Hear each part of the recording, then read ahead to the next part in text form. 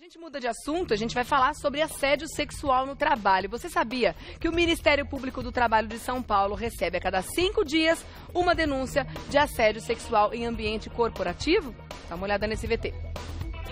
Desde janeiro de 2017, o Ministério Público do Trabalho em São Paulo já avaliou no estado 3 ações contra empresas e fez 4 acordos em que as companhias se comprometeram a adotar uma série de medidas para coibir o assédio sexual e aprimorar os canais de denúncias para garantir sigilo e proteção às possíveis vítimas.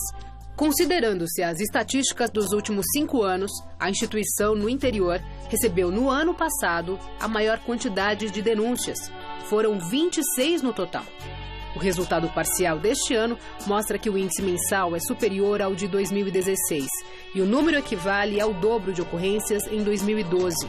Já a Procuradoria em São Paulo contabilizou baixa na quantidade de denúncias recebidas entre 2015 e 2016. Mas o resultado parcial dos primeiros 8 meses também mostra um índice mensal superior ao registrado durante o ano anterior. Além do medo de denunciar, muitas pessoas têm dúvidas do que configura assédio sexual. O ato viola a dignidade da pessoa humana e os direitos fundamentais da vítima. Por isso, precisa ser combatido. É isso que vamos acompanhar aqui no Revista da Cidade.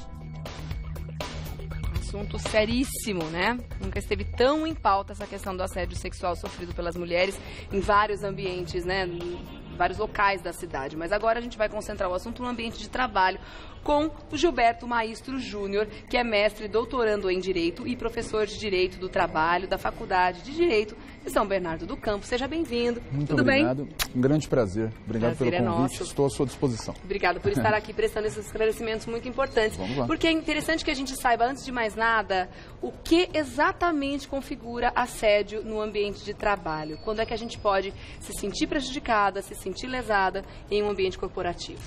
Rejane, para entender o que vem a ser o assédio sexual, me parece necessário entender o que é assédio. Antes de mais nada, assédio leva à ideia de uma conduta reiterada. Então imagine que o empregador, ele age de modo reiterado para obter algum tipo de resultado, de objetivo. Quando se fala em assédio sexual, o objetivo são favores sexuais. É diferente, por exemplo, do assédio moral. No assédio moral, normalmente, ele busca algum outro tipo de objetivo. Por exemplo, ele quer dispensar o trabalhador. Só que tem custo. A dispensa, ela é cara para a empresa. Vem o empregador e começa a transformar a vida... Exato, transformar a vida do trabalhador num inferno, para que ele não consiga mais continuar trabalhando e venha pedir demissão. Né? Quando esse objetivo do empregador é obter um favor sexual, se fala em assédio sexual. Então o assédio, de uma forma mais ampla, a gente pode configurar como uma situação que foge completamente daquilo que a pessoa foi contratada para fazer. Sem dúvida, é um ato de desrespeito ao trabalhador. Ignora-se a condição humana do trabalhador e trata como se fosse um objeto. Né? Existem tipos diferentes de assédio sexual? Existem. Alguns classificam, os estudiosos classificam o assédio como aquele assédio que decorre da busca direta de um favor sexual. Então, chamam de assédio sexual por chantagem, por exemplo. Outros falam de formas ambientais de assédio sexual que teriam um outro objetivo, que não bem o próprio favor sexual, mas constranger o trabalhador ou a trabalhadora e conseguir alguma coisa que o empregador pretende. Normalmente, assédio sexual de verdade acontece quando o empregador vem e tenta, através do seu poder, da sua influência sobre o empregado, que tem medo de perder o emprego, Regina. Esse é o problema. Esse é o problema. Né? Aí vem o empregador e age. Exatamente, ele usa o seu poder todo, o medo do empregado de ficar sem aquilo que ele depende para sobreviver, e força alguma situação para ter algum favor de cunho sexual. Agora, aqui é importante fazer uma vírgula, se você me permitir. É muito comum se falar do assédio sexual pensando no empregador como aquele que assedia e a vítima sendo o empregado. Existe o contrário também? Pode ser o contrário. Mesmo? Pode ser o contrário. Mas não é tão comum? Muito difícil, mas pode acontecer. E até mesmo entre trabalhadores. Nenhum dos dois é empregador. Ambos são empregados. Às vezes do mesmo nível, outras vezes não. Para o direito do trabalho, que vai entender que este assédio gera um direito a ser indenizado ao trabalhador assediado ou à vítima do assédio, pode existir esse assédio de cima para baixo, do empregado assediando o empregador, ou assediando o superior hierárquico, assediando um colega, ou, o que é mais normal, o superior hierárquico ou o empregador como assediador. Para fechar esse conceito para o direito penal, não. No Código Penal, o crime de assédio sexual que existe É uma coisa só. é só quando o empregador ou um superior hierárquico, alguém que tem ascendência sobre o trabalhador, promove o assédio. É mesmo? Tem essa diferença. Então a pessoa que está recebendo um assédio vindo, vou dizer vulgarmente, popularmente, de baixo, de Isso. uma pessoa de um escalão abaixo dele dentro da empresa, ela não vai conseguir provar nada, não vai conseguir ter nenhum tipo de retratação? Tem sim, mas no âmbito civil e trabalhista. Só isso? Quer dizer, posso mandar embora? Não é crime, não. Pode ter direito à indenização. Ah, sim. Vai buscar o reconhecimento na justiça de que sofreu esse assédio, ok? Claro. E o juiz, no caso das relações de trabalho, Mas não juiz entra do no trabalho... direito penal. Não vai ser crime, Entendi. não será crime. Tá. Não tem perigo de detenção, vai. Entendi. Agora, a gente estava falando no começo, antes mesmo do VT, que a cada 5 dias o Ministério Público recebe uma denúncia de assédio sexual no ambiente corporativo. Você sabe me dizer quais são as situações mais comuns? Quais são as denúncias mais frequentes dentro desses tipos de assédio que existem? Sem dúvida. O caso mais costumeiro é o clássico, do empregador, e às vezes nem bem o empregador, de um empregado com posição superior na empresa. Então imagine um encarregado, um gerente, não é? Que se engraça, que acaba sentindo algum tipo de atração por um empregado, por uma empregada, e começa a pressionar esse empregado diretamente, fazendo chantagem mesmo, ou então com mensagens subliminares, com pequenos gestos, né? Sinais, no sentido de que se não houver uma baixa da resistência, se não houver... Uma baixa de guarda ali, né? Exatamente. Eu não queria falar isso, mas você falou direitinho. Se não houver a baixa da guarda do trabalhador, né? Cedendo à vontade desse superior, o emprego está ameaçado, a promoção não vai vir, Que loucura, coisas né? assim. Isso é o mais comum que chega no Ministério Público do Trabalho.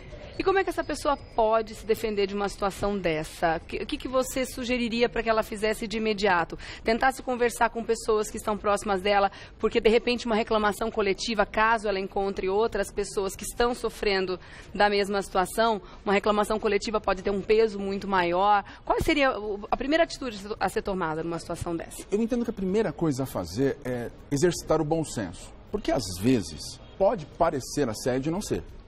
Às vezes, dependendo da situação, o limite entre o assédio e uma paquera é muito pequenininho, né? Fica muito pertinho. Então, a primeira coisa é analisar se há realmente assédio. Havendo assédio, a pessoa sentindo que a coisa está indo além do razoável, ela não pode deixar para depois. Tem que procurar o seu superior hierárquico ou aquela pessoa que responda pelos recursos humanos. Vai no RH da empresa, vai direto ao patrão, conte o que está acontecendo. O temor de perder o emprego não pode ser um elemento que tire essa coragem do trabalhador. Não pode ser maior do que a dignidade que a gente tem que preservar, porque né? senão continuará acontecendo isso. É verdade. Né? E essa pessoa vai ficar impune. Quantas mulheres são vítimas, não é, de assédio sexual e se sentem ali tão pressionadas, com medo de perder o emprego, com medo de continuarem sendo vítimas de discriminação, não tendo as mesmas oportunidades dos homens, etc., acabam ficando quietas. Isso incentiva o ato machista daqueles que ainda pensam que podem fazer o que bem entenderem. Tem um detalhe importante que a gente não pode esquecer. É muito comum na sociedade ouvir falar, né, que o silêncio da mulher é sim. Isso não pode mais acontecer. Quem cala consente, não. Não pode. Não, quem cala está falar. com medo muitas Tem vezes. que falar. Agora, se não adiantar isso, primeira coisa, pode procurar o Ministério do Trabalho. Tá. Pode procurar o Ministério Público do Trabalho, inclusive pelo próprio site do Ministério Público do Trabalho, há ali uma janelinha, sempre um canalzinho, para denúncias que podem ser anônimas. Tá. Né? Você pode procurar um advogado para ajuizar uma ação trabalhista, pleiteando o reconhecimento do assédio sexual e a condenação do empregador a lhe pagar uma indenização. Tem casos interessantíssimos sobre isso. E, principalmente, se realmente veio de cima para baixo, como nós conversamos, né, pode procurar a delegacia de polícia. Tá. Se for mulher a vítima, o ideal é procurar a delegacia da mulher Tá. e levar à autoridade policial a notícia do que está acontecendo. Só é considerado assédio sexual quando existe contato físico? Não. É muito comum até o assédio sexual não chegar no contato físico. Porque a coragem nem sempre é tamanha, né, para se chegar às vias de fato. Note, é muito comum o assédio através de brincadeiras. Brincadeiras entre aspas, não é? Porque são extremamente constrangedoras. Aquelas extremamente sem graça, né? Aqueles e-mails. Zero. O WhatsApp hoje em dia virou um veículo maravilhoso para o assediador. Mas isso tudo pode ser prova, né? Pode. Principalmente se a pessoa estiver caindo nessa de mandar e-mail, mandar WhatsApp. Isso tudo pode servir de prova a favor dessa pessoa. A gravação. Que às vezes as pessoas podem pensar, mas eu vou gravar sem o outro saber que eu estou gravando, isso não vai servir como prova. Serve. Se você é um dos interlocutores, se a conversa gravada é com você... E é para provar que você está sofrendo de um crime, né? Pode. Além disso, por óbvio, testemunhas podem também servir como prova. A prova testemunhal é difícil, porque normalmente o assediador toma esse cuidado de não assediar na frente de outras pessoas, ou quando assedia na frente de outras pessoas, Regiane, ele... tem o temor desses outros empregados de também perderem o emprego. Quando normalmente acontece isso na frente de outras pessoas, apesar da pessoa assediada se sentir incomodada, a pessoa pode se colocar na defesa dizendo que ele é simplesmente um brincalhão nesse sentido? Não só pode, como normal. E entrar, exatamente isso, porque eu imagino que é muito comum, né? Muito. Aquela pessoa que usa da brincadeira, que usa da irreverência, muitas vezes, e faz as brincadeiras em público para se defender, né? E para ter testemunho, tô fazendo na frente de todo mundo, não é assédio, tá? Mas não tá deixando de constranger a pessoa que tá sendo vítima dessa questão, né? Perfeito. O brincalhão, muitas vezes ele usa esse espírito mais elevado, diferenciado, para justificar muita coisa errada que faz, né? Exatamente. Exageros. Aquela brincadeira com fundo de verdade, ele não tá deixando de lançar a isca ali, né? Sem dúvida. E às vezes acontece também de juntar o caráter brincalhão do comportamento da pessoa com o machismo. Né? E aí a coisa toma ares um pouco piores. Um corpo pior, porque né? a trabalhadora, via de regra, ela fica com medo de perder o emprego. A coisa vai avançando. Imagina uma situação na qual, em certo dia, está no mesmo ambiente apenas ela, vítima, e o seu assediador. Para que ele tente dar um passo a mais, Regiane, é muito fácil acontecer. Então, por isso que eu digo, não pode ser permitido isso por parte da trabalhadora. Sentiu que a coisa está passando do razoável, deve tomar algum tipo de providência. Falar diretamente com o assediador, primeiro passo, olha, não me interessa isso, eu acho que você não está entendendo a natureza do nosso relacionamento, do nosso convívio. Depois não deu certo, procura o superior hierárquico, RH, o próprio empregador, e se não deu certo ainda, procure um advogado. É muito difícil, né? É uma situação realmente muito complicada de ser resolvida, porque eu já ouvi relatos de pessoas que mesmo fazendo a denúncia para o RH, aquela pessoa que estava assediando tem uma importância X para a empresa, que isso acaba sendo uma questão secundária para a empresa. Então, no grau de importância para o que os empregados representam, né, para aquela corporação, o chefe está num grau de importância maior, então é ele que vai ficar, e quem acaba se dando mal é quem fez a denúncia. E essa colocação é isso importante, acontece com uma frequência assustadora, né? Sim, porque por isso que muitas pessoas se calam. Sem dúvida, isso influencia em indenização, Regiane. Se você provar, né, que foi comunicado ao empregador, tudo isso está acontecendo, conseguir provar isso é fácil de provar. Você tem como documentar a comunicação, um e-mail, por exemplo. Sim. E provar que ele não fez nada, ou até, por exemplo, que a solução foi transferir o assediador. O assediador não sofreu nenhum tipo de prejuízo maior, não é? Isso é um elemento que pode caracterizar discriminação.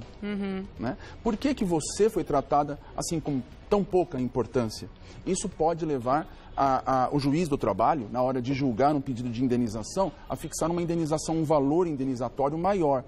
Outra coisa importante também, lembrar que nós estamos falando das mulheres porque normalmente as mulheres são as vítimas. Até porque o machismo muitas vezes faz com que o homem não queira admitir que ele está sendo assediado. Mas o contrário também pode acontecer, Pode né? acontecer. Inclusive de homem para homem, enfim. Hoje em dia a gente tem aí várias situações em que a gente pode e deve se proteger, por isso eu vou deixar aqui alguns contatos para vocês, tá?